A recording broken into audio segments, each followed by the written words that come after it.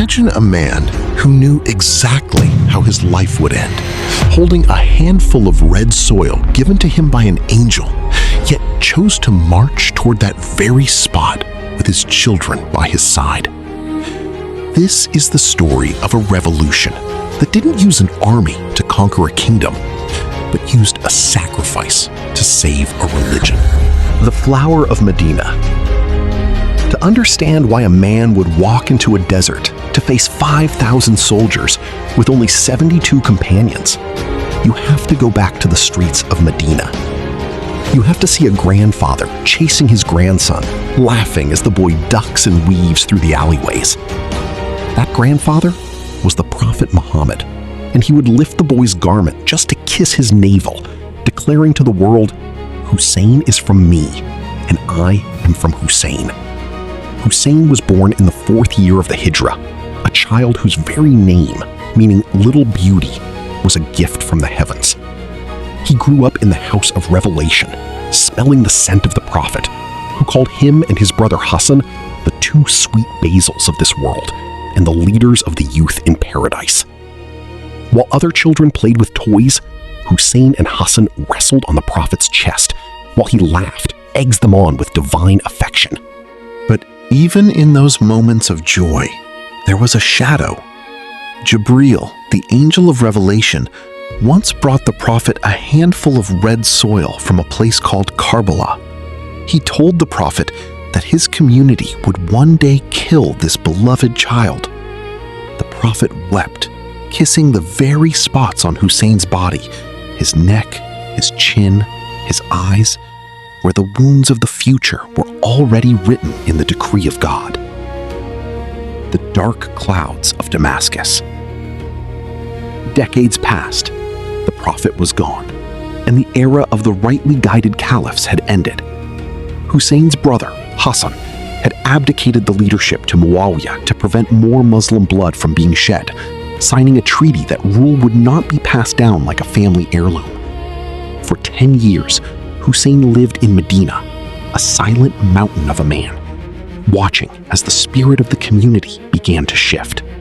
When Muawiyah died in the year 60 AH, the treaty was shattered. His son, Yazid, was appointed to the throne. Yazid was not a companion. He was a man many described as a tyrannical narcissist who sought to rule with an iron fist. But Yazid knew he lacked legitimacy. He needed the endorsement of the most respected man in the world, Hussain ibn Ali. Yazid sent an order to the governor of Medina: "Get the oath of allegiance from Hussein, or bring me his head." Hussein faced a choice that would define the next 1,300 years. He could sign a piece of paper, live a life of luxury, and watch the values of his grandfather crumble under corruption. Or he could say no and sign his own death warrant. Hussein's response was simple: "A man like me does not give allegiance to a man like him." The betrayal of Kufa. Hussein left Medina for Mecca, seeking to avoid bloodshed in the Prophet's city. There, he received bags of mail, thousands of letters from the people of Kufa in Iraq. They begged him to come. "We have no leader. Come to us, and we will support you against the tyrant." Hussein was a responsible leader. He sent his cousin, Muslim ibn Aqil, to investigate. When Muslim arrived, the city exploded with joy. 18,000 men pledged their lives to Hussein. Muslim wrote back, "Come quickly, the ground is fertile." But the winds changed overnight. Yazid sent a ruthless governor named Ubaydullah ibn Ziyad to Kufa. Through a campaign of bribery, threats, and public executions, the loyal 18,000 vanished into thin air. Muslim ibn Aqil, who just days before was surrounded by thousands, found himself a lone stranger in the dark streets of Kufa. He was eventually betrayed by the son of a woman who gave him water, led to the roof of the palace, and executed. His final worry wasn't for his own life, but for the man currently traveling across the desert toward a trap: Hussein.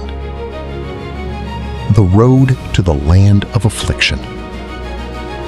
Hussein's departure from Mecca was met with desperate pleas from the greatest companions of the time. Abdullah ibn Abbas begged him, "I fear you will be killed among your women and daughters." Abdullah ibn Omar bid him a tearful farewell, certain he would never see him again. Even the wives of the Prophet wept. But Hussein felt a moral obligation. He wasn't just a politician seeking power, he was the guardian of a legacy. On the road, he met the poet Farazdak, who gave him a chilling warning. The hearts of the people are with you, but their swords are with Yazid. Then came the news. Muslim ibn Aqil was dead. The Kufans had betrayed him. Hussein stopped his caravan and told his followers, "Anyone who wants to leave, leave now. There is no blame on you."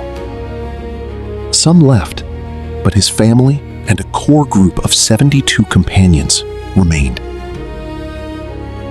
On the 2nd of Muharram, Hussein's small group was intercepted by a battalion of 1,000 soldiers led by Hur ibn Yazid. When Hussein asked the name of the place they had stopped, they told him, Karbala. Hussein's heart sank. Karbu Bala, he whispered. Distress and affliction. The siege of 3 days. By the 7th of Muharram, the orders from Kufa became sadistic. Cut off their water. Let them not taste a drop, just as they did to the Caliph Uthman. For 3 days, the camp of Hussein, including 6-month-old babies and elderly women, lived in the blistering Iraqi heat without a sip of water. The Euphrates River was visible in the distance, but 4,000 soldiers stood between the parched lips of the Prophet's family and the water. Hussein gathered his men on the night before the battle. He extinguished the candles so they could leave in the dark without feeling shame. He told them, "They only want me. Go." But the companions cried out, "What would we say to the Prophet on the day of judgment? That we left our master because we wanted to live in this world?" They spent the night in prayer, the sound of their whispers likened to the humming of bees. The day of Ashura. The morning of the 10th of Muharram dawned on a scene of impossible madness. 72 men stood against 5,000. Hussein did not start the fight. He stood before the opposing army and tried to reason with them. He asked, "Am I not the grandson of your prophet? Did you not write these letters inviting me?" Some soldiers, like the commander Hur ibn Yazid, were so moved that they defected to Hussein's side, choosing certain death over a life of shame. Then the arrows began to fly. One by one, the luminaries fell. Ali Akbar, the 19-year-old son of Hussein, who looked and spoke exactly like the Prophet, was the first of the family to go. He was struck down and died in his father's arms. Then came the nephews, the cousins, and the brothers. The most heart-wrenching moment came when Hussein carried his 6-month-old infant, Abdullah Ali Asghar, toward the enemy army. He lifted the child, whose tongue was parched white with thirst, and pleaded, "If you have a quarrel with me, what has this infant done to you? Give him a drop of water." The answer was a 3-pointed arrow fired by a man named Harmala. It tore through the child's tiny neck. Hussein took the blood in his hands, threw it toward the sky, and said, "O Lord, give me patience upon your decree." The final stand. Finally, Hussein stood alone. He was covered in wounds, 33 spear thrusts, and 34 arrow strikes. He was exhausted, starving, and mourning his entire family. Yet, those who fought him said they had never seen a man as peaceful and glorious in the face of such insurmountable odds. He fought like a lion until he fell from his horse. As he lay on the dust of Karbala, he was still praying for the community that was currently murdering him. A man named Shimmer sat on his chest and with a dull blade beheaded the man whom the Prophet used to kiss on that very neck. The sun set on a battlefield where the heads of the righteous were raised on spears, and the tents of the women were set on fire. Yazid won the territory, but he lost the world. Within 3 years, Yazid would die a miserable death, and everyone involved in the murder of Hussein would face the terrible fate in this life and the next. The real victory didn't happen on the battlefield. It happened in the courts of Damascus. Hussein's sister, Zainab, who had witnessed her brothers and sons slaughtered, stood before Yazid in chains. When he tried to mock her, she delivered a speech so powerful it sent shockwaves through the empire.